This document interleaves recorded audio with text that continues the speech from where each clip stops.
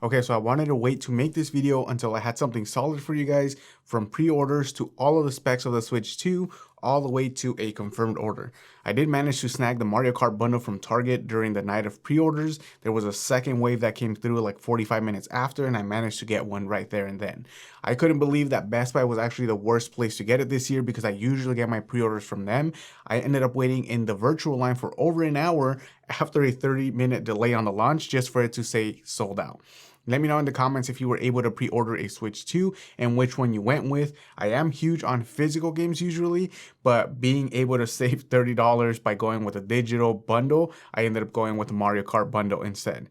And also, if you're new here, my name is Gabriel and I create videos on home studio tech to help you build and upgrade your setup with gear that I actually use. If that does sound like you, make sure you guys get subscribed and make sure you like this video if you guys want to watch more Switch content. And if you haven't gotten a pre-order yet, there are still waves coming out, so you should definitely stay attentive to any of the pre-orders that are coming up. There's going to be plenty of drops still. I did manage to get another Mario Kart bundle from Walmart the day after the pre-orders went live, which is a great backup for me because during the night of pre-orders, Target was actually canceling them. So in case it does get canceled, I do have a backup plan with my Walmart bundle. Here are some details that you should know before you even pre-order the Switch 2, especially when the Switch 1 and the Switch OLED are actually being sold at pretty good prices on the secondhand market. The first thing is going to be the pricing overall. The console does come in at $450 if you end up getting just the console, or $500 if you go with the console with the launch game Mario Kart World. You should know that this is for the digital version of Mario Kart World. You will not get a cartridge in the box.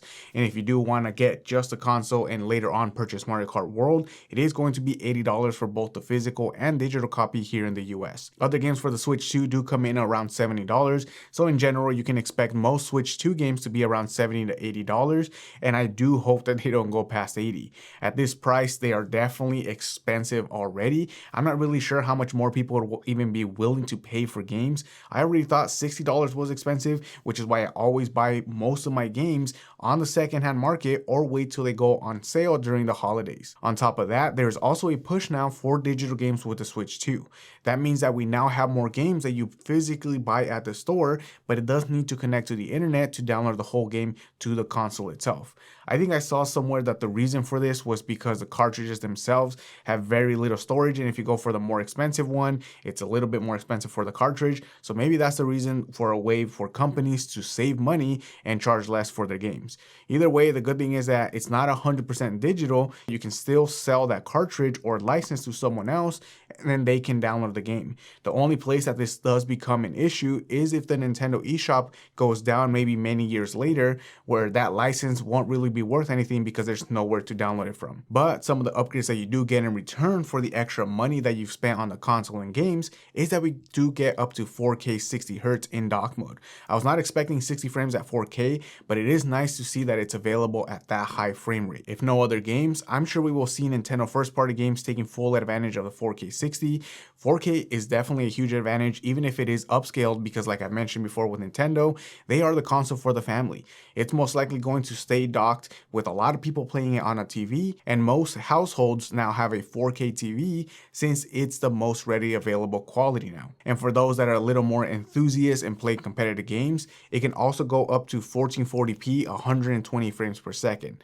I'm sure this is going to be perfect for playing Smash Bros or the new one whenever it comes out, or Mario Kart World on a monitor. And this is where I think it helps both types of consumers. If you like playing on a TV, you get the 4K quality, but if you like playing at your desk, you definitely have different options now. And if you're like, that's not me at all, I never really have it docked and I only use it as handheld, then you can expect a jump to 1080p on the Switch 2, up from the 720p on the Switch 1. The screen is larger as well, so you will have a nice larger screen with variable refresh rate up to 120 Hz. What you won't get though is that OLED screen if you are coming from an OLED Switch. This is something that I personally debated on whether or not it was worth it to wait for the OLED model to come out for the Switch 2.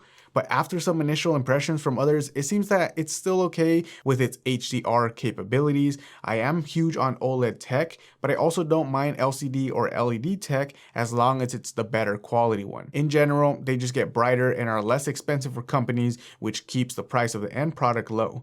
In this case, maybe keeping it at $500 for the console bundle rather than $550. What you do get on the Switch 2 though is a mic and an extra USB-C port on top of the console.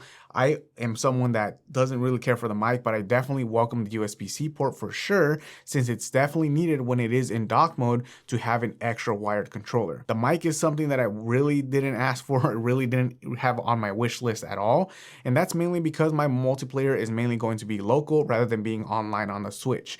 But if you do play lots of online, then maybe it is a huge plus for you. I will probably treat it like the mic on the DualSense controllers, where I just set it to default to off anytime I turn on the system. And in case you did miss it, we are getting 4 great games probably later this year for free if you have the Nintendo Online sub with the expansion pass through the GameCube library of games. Initially, Wind Waker, F-Zero, and Soul Calibur will be available, but coming soon will be Mario Sunshine, Mario Strikers, Pokemon Coliseum, and Pokemon XD. These are 4 of the games that I remember playing as a kid, and most likely will be the reason I upgrade to the expansion pass for the online subscription once I see them available. I'm not super interested in the first initial 3 at launch, but maybe once I'm bored of Mario Kart and the new Donkey Kong game, I might give them a try. The one thing that was missed though is Smash Bros. Melee, which is definitely one of the most wanted games for the GameCube era. Once that is added, I feel like a lot more people will jump to the Switch too, strictly because of that game. Some other features that were added, and I don't really know how much use they will actually get, is having a camera attachment and also the mouse control.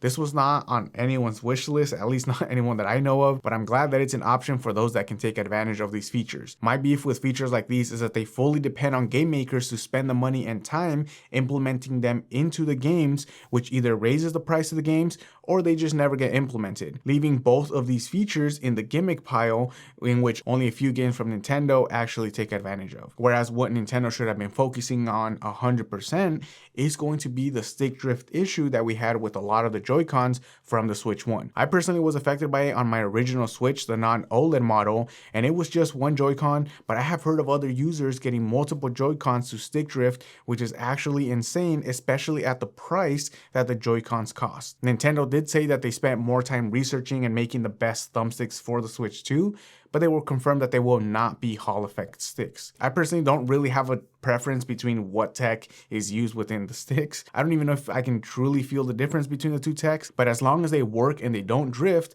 I will be fine with it. I have had multiple Sony DualSense controllers drift, and it's really not that great to have to purchase a new controller every single year, because for some reason the DualSense actually starts drifting 13 months into when I purchased it, being just 1 month out of the warranty period. Other than those 2 caveats to the Switch 2, all other features in my eyes are for sure welcomed.